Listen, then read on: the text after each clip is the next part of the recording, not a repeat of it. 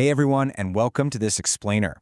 Today, we're unpacking a highly specific but oh so recognizable type of person. We're going deep into the fascinating psychology behind why some individuals naturally excel and actually fiercely prefer training in complete and utter isolation. On the surface, it looks pretty simple, but as we'll see, it's rooted in some incredibly complex psychological survival mechanisms. Seriously, you have definitely seen this person at the gym. They're an absolute fixture, right? Hood up, headphones pushed deep into their ears, eyes locked straight ahead on the weight rack or the mirror. They are absolutely 100% uninterested in making small talk, and they definitely do not want a hype man shouting in their ear while they lift. But it really begs the question, are they just kind of antisocial, or do they possess a quietly elite mindset? Section 1. The misunderstood solo lifter. So most people just write these solitary gym-goers off as arrogant or unfriendly. But honestly, that's a super lazy assumption of a much more complex psychological reality playing out right in front of us. We totally misunderstand them. The truth is, they aren't simply avoiding people, they're actively protecting their peace. They rely on what psychologists call a high autonomy orientation. Basically, these folks thrive in environments where the outcome depends entirely on their own direct effort, no outside interference whatsoever. They crave a space where their input directly and predictably equals their output. So why cut out the variable of other people entirely? Well, often, early life experiences taught them a pretty harsh lesson about dependency. Think about it. Maybe it was past letdowns from teammates who just didn't pull their weight, or unreliable authority figures like parents or coaches who promised one thing and delivered another. They learned early on that dependent relationships just create risk. To them, relying on others, like a flaky gym partner who cancels at the last minute or brings their own emotional baggage to a workout, it guarantees eventual disappointment. So, to safeguard their mental energy, they just eliminate that variable completely. Section 2. Driven by internal control.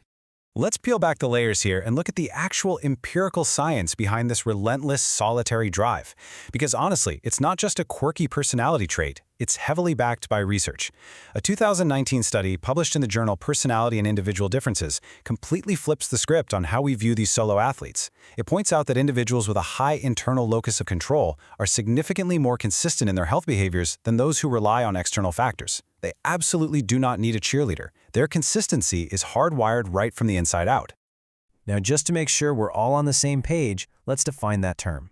An internal locus of control is the firm belief that outcomes are determined entirely by one's own actions. Think about how this applies to you. When you succeed, do you chalk it up to luck or your own hard work? Because these solo trainers possess this internal trait in spades. They firmly believe their results depend solely on their own sweat and effort. If they fail, it's on them. If they hit a PR, well, that is also entirely on them. And that uncompromising ownership is exactly what makes them absolutely elite in their day-to-day consistency. Section 3. The negotiation trap.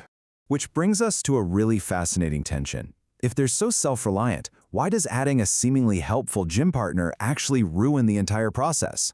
Well, when you train solo, you operate in a default mode. It's perfectly self-paced with complete control over literally every single variable.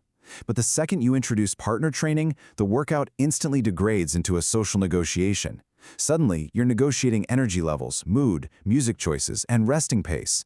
And for someone who uses the gym to carefully manage their inner world, this social friction actually spikes cortisol. It adds totally unnecessary performance pressure and is genuinely disruptive, if not completely derailing, to a meticulously crafted routine. Let me ask you this. Have you ever lifted heavier just because your buddy was watching? Or maybe you ran a little faster on the treadmill because the person next to you started speeding up? It's totally fine. It's a completely natural human reaction. We all want to measure up.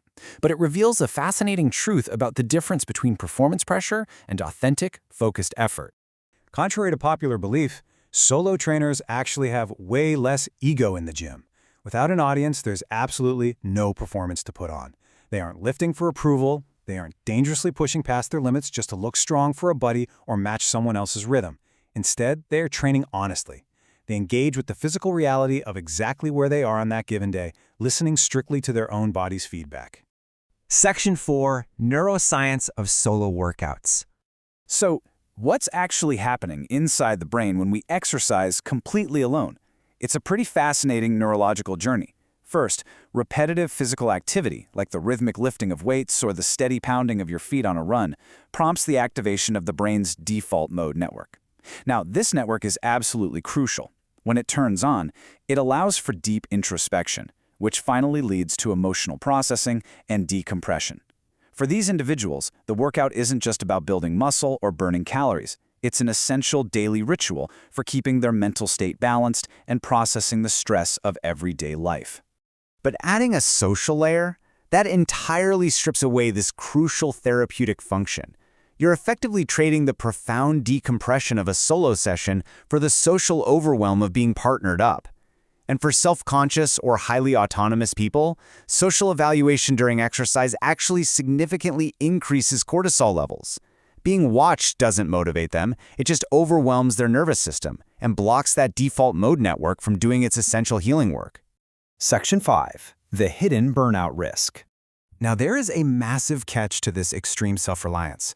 Clinical psychologist Dr. Sherry Bohr-Carter gives a really stark warning.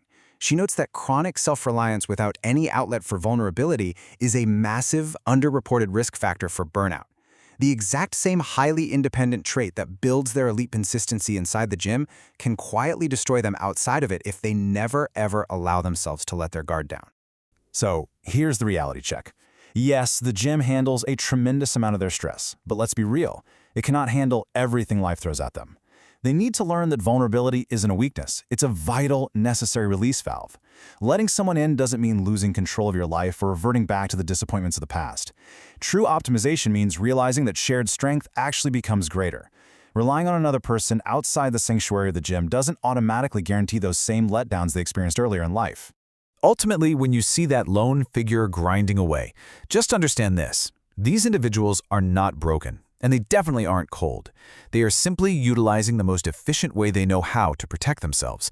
They're protecting their peace, they're fiercely protecting their process, and they're finding refuge in the one space, the iron, the pavement, the gym, that has truly never let them down. Well, we've covered a lot of ground today on the psychology of the lone wolf. If this explainer helped you understand that hooded figure in the gym, or hey, maybe it even helped you understand your own tendencies a little better, I'd love for you to think about this final question. Do you prefer to train solo or with a squad? And what does your choice really say about your own internal locus of control? Something to think about. Keep learning, keep pushing, and I'll catch you in the next explainer.